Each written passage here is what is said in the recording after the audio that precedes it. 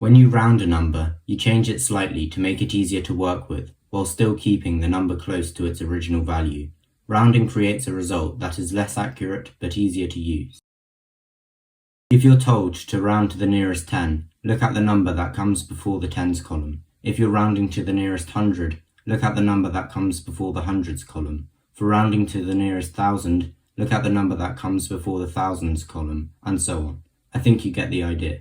If that number is greater than or equal to 5, you round up. If it's less than 5, you round down.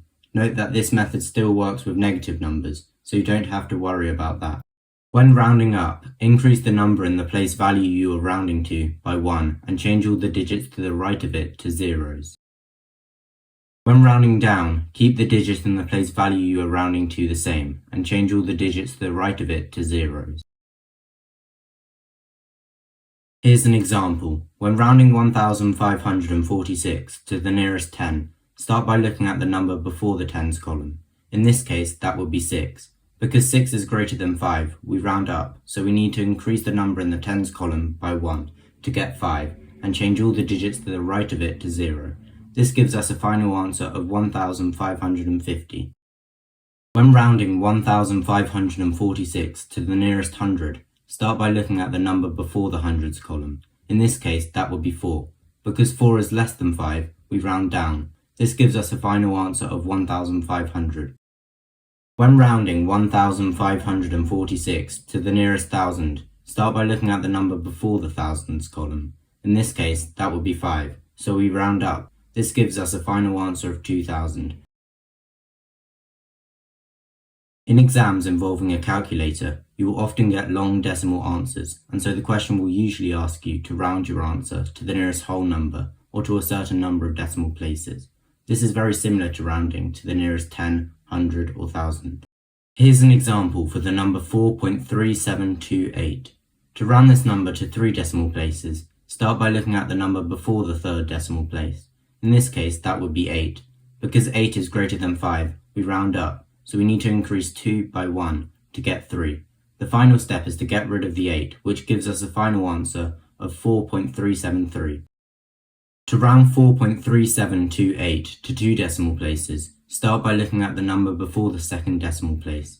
In this case, that would be 2. Because 2 is less than 5, we round down, so we keep the 7 as it is and get rid of all the numbers on the right to get a final answer of 4.37.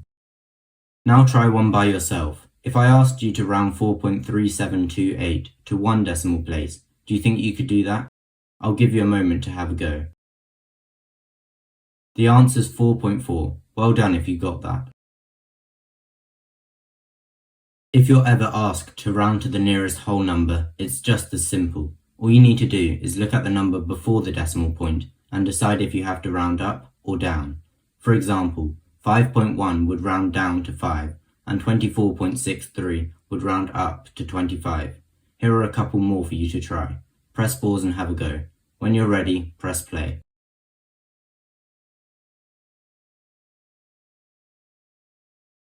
You might also be asked to round to a certain number of significant figures. A significant figure is simply a digit in a number that represents its precision, starting from the first number that isn't 0. The more significant figures in the number, the more precise it is. When rounding non-decimal numbers to one significant figure, it's very simple. Let's take the number 12,645 for example. To round this number to one significant figure, first look at the digit before the first digit. In this case, it's a 2, so we need to round down. To do this, we need to keep the 1 the same and replace all the digits on the right with zeros to get 10,000. If you want to round the number to 2 significant figures, look at the digit before the second digit in the number. The digit before the second digit in the number 12,645 is 6, so we round up.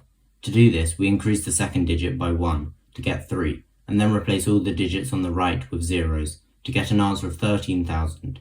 Now the number only contains 2 significant figures, because 0 doesn't count as a significant figure unless there is a digit after it that isn't a 0.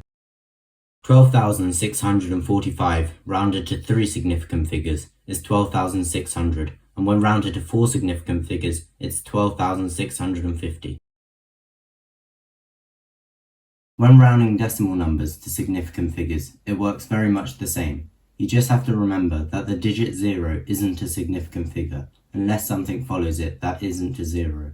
For example, this number, rounded to one significant figure, is 0.004, because 4 is the first digit that is significant because it is the first digit in the number that isn't a 0. If you round the number to two significant figures, you get 0.0043, and if you round it to three significant figures, you get 0.00431. In this case, the 0 is a significant figure, because there are other numbers after it that aren't 0.